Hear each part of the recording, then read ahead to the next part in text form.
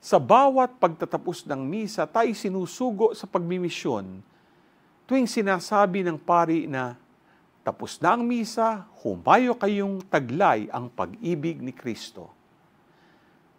Sabay tayong tutugon, salamat sa Diyos.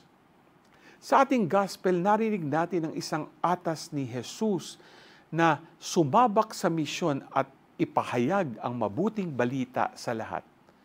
Isang kaugalian sa seminary noon ay taon-taong kaming naglilipatan ng kwarto. Hindi ko maintindihan noon ang kahulugan nito. Ngunit may mas malalim pala itong nais ipahiwatig na tila sinasabing huwag kami masyadong ma-attach sa aming paboritong kwarto sapagkat darating ang panahon, malilipat din kami. Mga ka-G, katulad ni Saint Barnabas, isang apostol na ginugunita natin ngayong araw, matuto na ba tayo maging misyonero na handang ipadala ni Jesus kung saan niya nais upang ipahayag ang mabuting balita? G ka ba?